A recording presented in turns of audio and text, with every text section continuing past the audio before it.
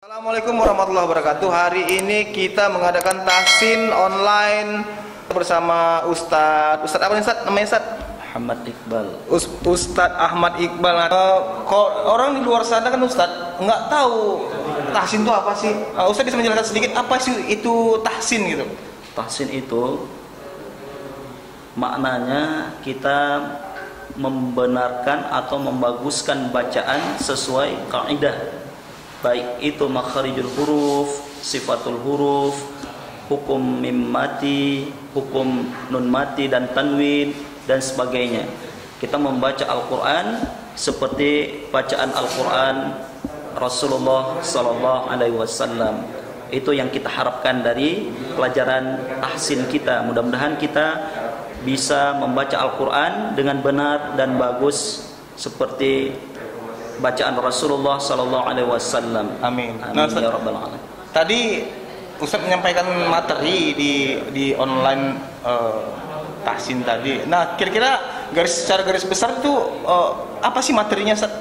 Secara garis besar yang sudah kami jelaskan tadi, yang pertama sekali bacaan atau tahsin kita tadi qiraah Imam Asim, riwayat Imam Hafaz dari jalur Syatibiyah, karena jalur itu berbeda. Ketika kita membaca dari jalur Thayyibah, nanti ketika kita membaca salah satunya saktah mungkin berbeda dengan jalur dari Thayyibah. Kalau yang kita membaca tadi dari Tariq atau jalur Syatibiyah, salah satunya yang tadi kita baca adalah saktah. Karena saktah itu jarang kita jumpai di surah-surah yang lain kecuali pada 4 tempat, kecuali pada 4 surah. Salah satunya pada surah Al-Kahfi ayat 1, di akhir ayat 1 dengan ayat 2. Kemudian saktah yang kedua dalam Al-Quran itu pada surah Yasin ayat 52, dan saktah yang ketiga itu pada surah Al-Qiyamah ayat 27, dan yang terakhir saktah dalam Al-Quran itu pada surah Al-Mutaffifin ayat 14. Sebelum kita membaca surah Al-Kahfi, kita memulainya tahsin dari ta'awuz. Ketika kita membaca ta'awuz, yang perlu kita perhatikan A itu jangan sampai bercampur dengan bunyi huruf A. Kadang kita tanpa sengaja membaca A'udzu billahi minasyaitonir rajim. Itu salah, tapi harus jelas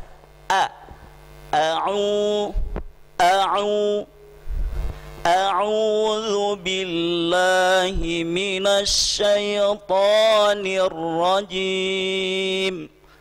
Makanya dalam mentahsin Al-Quran itu, setelah kita tahu bacaan apa, qiraah apa yang kita baca, ada namanya ar-riyadhah. Ar-riyadhah itu latihan atau olahraga. Kita sering menyukai olahraga, tetapi dalam tahsin Al-Quran, ar-riyadhah ini perlu. Bukan riyadhah olahraga yang lain, tetapi berbeda. Riyadhatul faqin. Riyadhatul faqin itu kita berolahraga melatih rongga lisan kita, rongga hidung kita, dan tempat-tempat keluarnya huruf. Itu yang harus kita perhatikan. Selanjutnya yang harus kita perhatikan sebelum kita tahsin Al-Quran, yaitu ketika kita melafazkan harakah dhammah. Harakah dhammah, bagaimana cara melafazkannya? Yaitu dengan kita memonyongkan kedua bibir kita. Dan ketika kita melafazkan harakah fathah, kita angkat. Jangan ketika membaca harakat fathah kita juga memonyongkan kedua bibir kita, itu adalah salah dalam membaca Al-Quran. Dan yang ketiga, ketika harakah kasrah juga tidak boleh kita memonyongkan, tetapi i dengan kita buka i. Itulah yang harus kita perhatikan sebelum kita membaca Al-Quran. Yang terakhir adalah wadhan. Wadhan itu adalah timbangan. Ketika kita membaca Al-Quran, yang harus kita perhatikan itu adalah mad panjang. Jangan ketika di surah Al-Baqarah kita membaca mad asli itu panjangnya adalah 2 harakah, nanti ketika berjumpa dengan di surah selanjutnya, di surah Ali Imran, kita membaca mad asli itu atau mad tabi'i itu lebih dari 2 harakat itu salah. Begitu juga selanjutnya mad jaiz munfasil. Kalau kita membaca mad jaiz munfasil itu 4 harakat dari awal surah Al-Fatihah sampai selanjutnya, juga kita membaca mad jaiz munfasil itu dengan panjang bacaannya 4 harakat. Itu yang harus kita perhatikan, karena ketika kita membaca Al-Quran itu wazan atau timbangan itu harus seimbang. Jangan di satu surah, misalnya di surah Al-Kahfi kita membaca mad jaiz munfasil itu 4 harakat, ketika kita bertemu surah selanjutnya mad jaiz munfasil itu kita baca 5 harakat. Itu salah, karena wazan timbangan itu harus sama. Jangan ketika di surah Al-Kahfi 5 harakat lebih, ketika di surah selanjutnya 4 harakat, itu tidak seimbang. Itu yang harus kita perhatikan sebelum kita membaca Al-Quran. Baik, sekarang ketika kita membaca Al-Basmalah, Bismillahirrahmanirrahim. Ketika melafazkan Bismillah, kita alirkan suara bis. Begitu juga di hir, ketika kita bertemu dengan tasdid ra, itu yang harus kita perhatikan, jangan sampai ra itu berulang-berulang sampai banyak kali, karena walaupun sifat ra adalah takrir, tapi juga harus kita perhatikan, jangan sampai kita membaca Bismillahirrahmanirrahim itu salah. Tetapi ra walaupun dia ada sifat takrir, berulang ra-nya, tapi jangan sampai berlebihan, tidak boleh lebih. Hir Bismillahirrahmanirrahim. Nah, itu harus kita perhatikan juga di huruf H, karena sering keliru kita membaca huruf H dengan H. Kadang yang huruf H kecil kita baca H besar. Yang H kecil itu atau yang sering kita tahu, yang tidak asing, H pedas, itu keluarnya dari tenggorokan tengah. Itu harus kita perhatikan. Sedangkan H besar keluarnya dari tenggorokan bawah. Jangan sampai kita salah membaca antara H dengan H. Ketika kita membaca salah, maka makna atau arti juga akan berubah. Itu yang harus kita perhatikan. Selanjutnya kita melanjut di ayat yang pertama. Alhamdulillah. Ketika kita membaca alhamdu, itu harus kita perhatikan, karena kebiasaan kita kadang keliru atau tersilap ketika kita membaca alhamdu. Alif lam, lam yang sukun ini sering kita seret, dia seolah-olah berharakat. Alhamdu, alhamdu, itu salah. Tapi ketika huruf yang mati atau huruf yang sukun, kita memberikan, kita kasih hak sepenuhnya bahwa huruf tersebut adalah huruf yang tidak berharakat atau huruf mati. Tidak boleh kita alha. Sering kita dengar, kadang silap atau termasuk kita juga. Alhamdulillahilladzi. Nah, itu salah. Maka kita perhatikan yang huruf sukun itu kita kasih hak sepenuhnya. Jangan kita seret atau kita baca sedikit berharakat. Alham, itu salah, yang harus wajib kita rubah. Kemudian di H juga, huruf H ini sini H kecil, jangan kita baca alhamdulillah. Makanya harus beda antara huruf H kecil dengan H besar. Ini sangat jauh berbeda. Ketika kita di alhamdu kita baca alhamdu, maka artinya bukan puji, tetapi berubah arti. Maka kita berdosa. Yang harus kita perhatikan, huruf itu harus sesuai dengan hurufnya masing-masing. Alhamdulillahilladzi anzala ala abdihil kitab. Di sini ada alladzi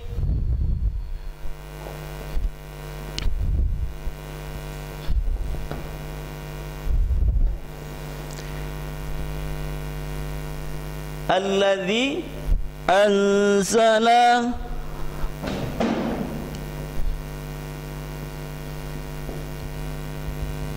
di sini harus kita perhatikan juga berapa kadar bacaan yang kita baca di alladzi. Apa hukum bacaan di sini? Hukum bacaan di sini adalah mad wajib, mad jaiz, mad jaiz munfasil.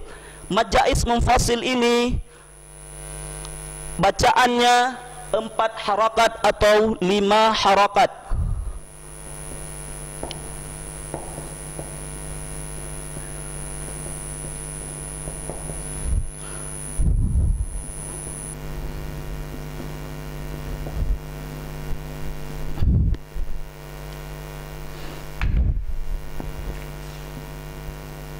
Empat harakat atau 5 harakat. Walaupun ada sebagian qari yang membacakan mad jaiz munfasil ini adalah 2 harakat, tetapi dari tariq, dari jalur Syatibiyah, mad jaiz munfasil ini adalah bacaannya 4 atau 5 harakat. Tetapi kita baca mad jaiz munfasil, kita ambil 4 harakat saja, biar beda dengan mad jaiz, mad wajib muttasil. Ini harus kita perhatikan. Kalau kita membaca mad jaiz munfasil dalam surah Al-Kahfi 4 harakat, maka di surah-surah kemudian atau surah-surah sebelumnya juga kita membaca mad jaiz munfasil itu dengan panjang bacaannya 4 harakat. Apa beda mad jaiz munfasil dengan mad wajib muttasil? Cara biar kita tahu tanda mad jaiz munfasil. Mad jaiz munfasil tandanya setelah mad di depannya ada hamzah atau alif yang tidak bersambung dalam satu kalimat, artinya dia terpisah. Alladzi satu kata atau satu kalimat, anzala satu kata. Ini mad jaiz munfasil. Munfasil artinya tidak bersambung atau terpisah dalam kalimat yang lain. Selanjutnya kita melanjutkan ala abdihil kitab. Kalau kita wakaf di sini berarti ada qalqalah. Qalqalah kubra. Selanjutnya walam yaj'al lahu 'iwaja.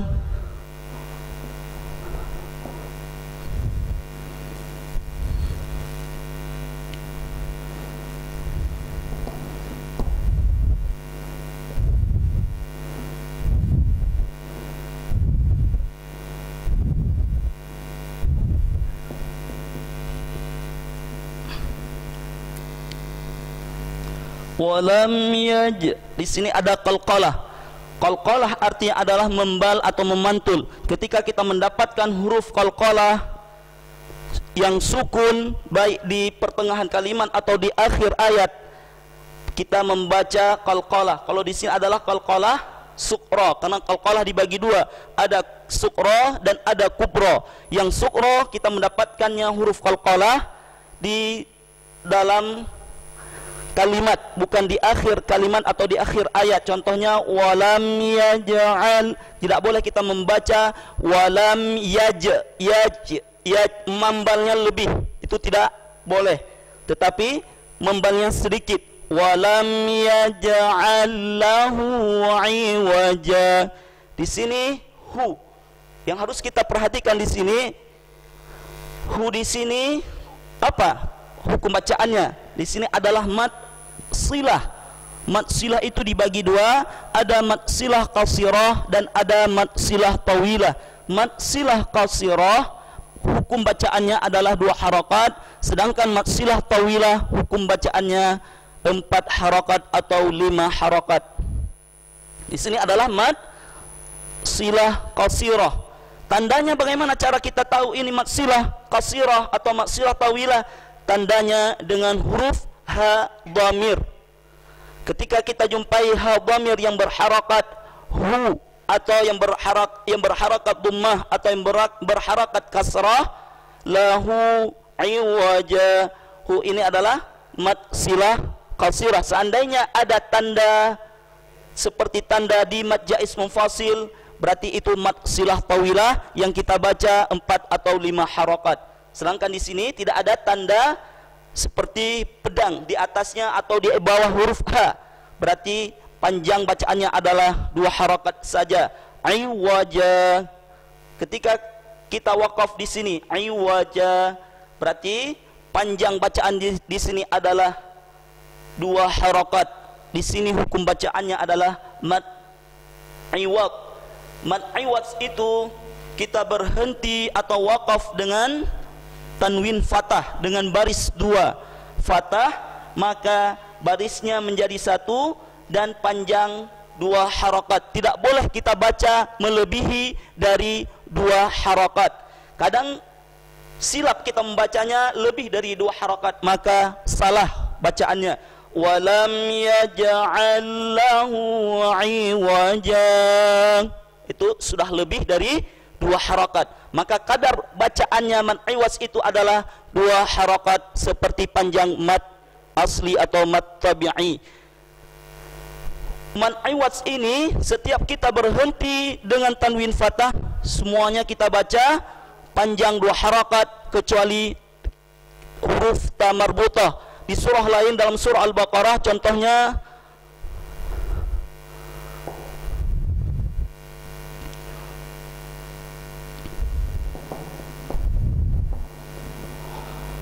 dalam surah Al-Baqarah ayat 31, wa idh qala rabbuka lil malaikati inni ja'ilun fil ardi khalifah. Tidak boleh kita membaca khalifata, salah. Tetapi selain huruf ta marbutah, ketika kita berhenti dengan tanwin fathah dengan baris 2 fathah, maka cara membacanya buang harakat 1, tinggal 1 dan panjangkan 2 harakat. Begitu juga hamzah ma'a dalam surah yang lain. Ma, tidak boleh disukunkan hamzah ini. Ma, salah. Yang boleh disukunkan di sini adalah khalifah.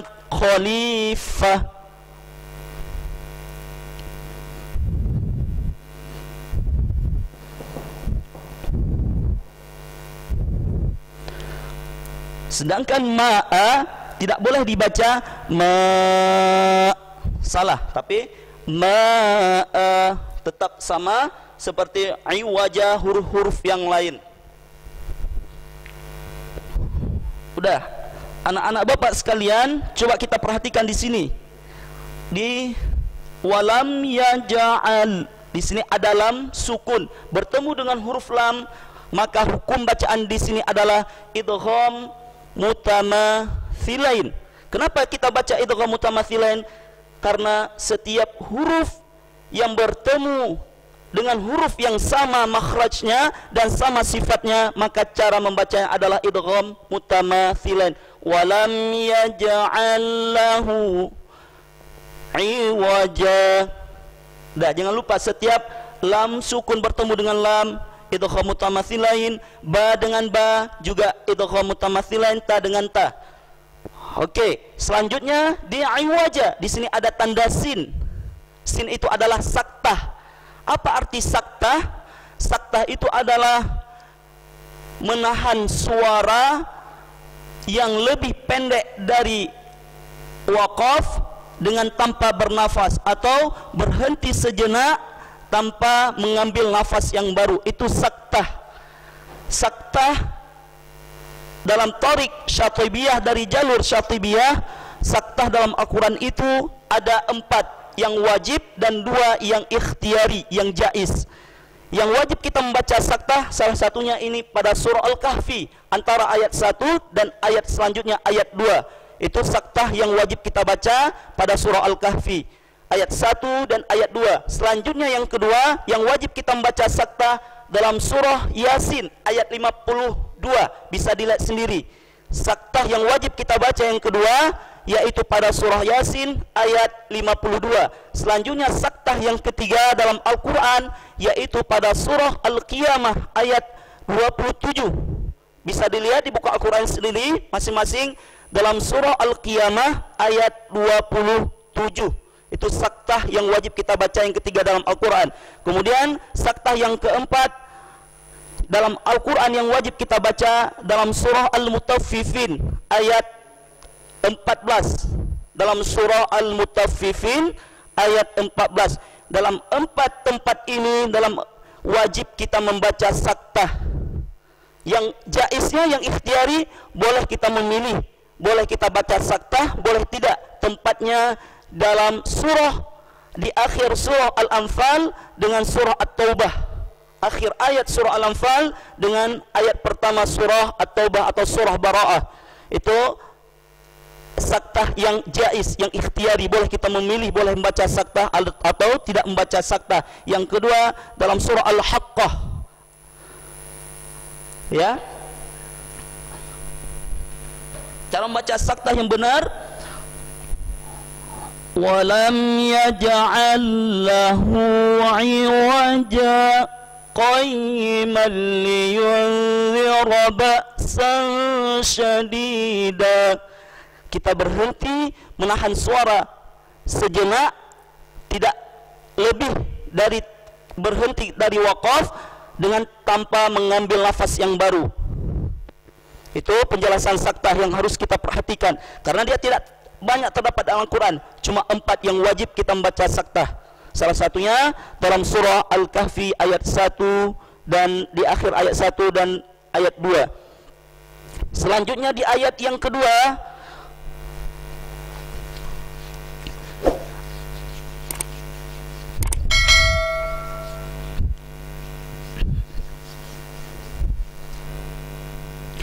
qayyimal, di sini ada tanwin bertemu dengan huruf lam.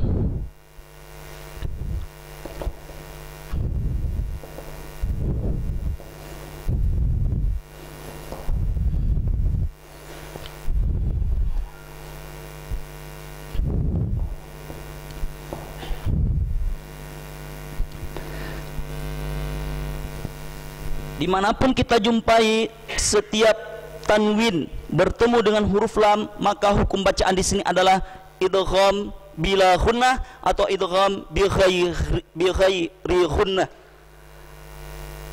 Cara membacanya bagaimana? Apakah kita membaca dengung di sini atau dengan tanpa dengung? Kalau idgham bila ghunnah, cara membacanya dengan tanpa dengung. Tidak boleh kita membaca idgham bila ghunnah itu qayyiman liyun, tidak boleh tertahan di situ. Ketika kita membaca qayyiman, di situ sudah sedikit keluar dengung.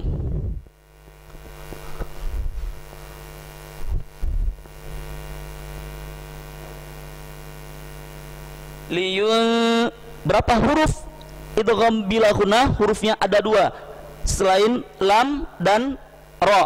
Huruf idgham bila ghunnah itu la dan ram, la dan huruf ra. Di selanjutnya liyunzira, nun sukun bertemu zal itu, maka hukum bacaannya ikhfa. Cara membacanya adalah menyamarkan bunyi nun sukun ke dalam huruf ikhfa dengan dengung, antara idgham dan izhar. Cara membaca ikhfa yang benar. Selanjutnya ba'san syadidan, sama juga ba'san, di situ nun suk tanwin bertemu dengan huruf shin, itu juga dibaca ikhfa.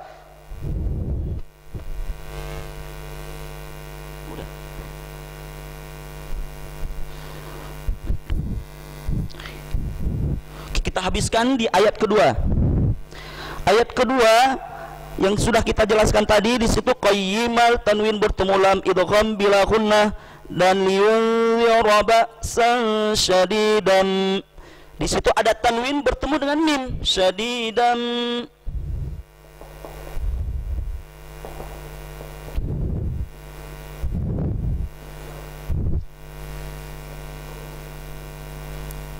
Oke, syadidan di sini tanwin bertemu mim, hukum bacaannya adalah idgham bi gunnah. Kita memasukkan ke dalam huruf idgham bi gunnah itu dengan dengung. Selanjutnya annalahum ajran hasana, di akhir ayat ajran. Di sini qalqalah sughra,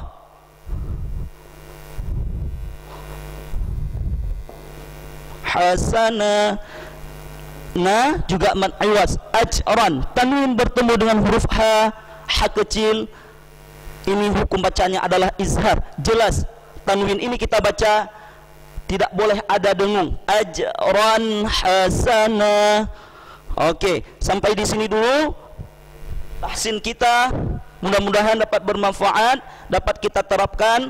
Kalau ada yang keliru kita perbaiki. Semoga bacaan Al-Quran yang kita baca mendapat pahala dari Allah Subhanahu wa ta'ala.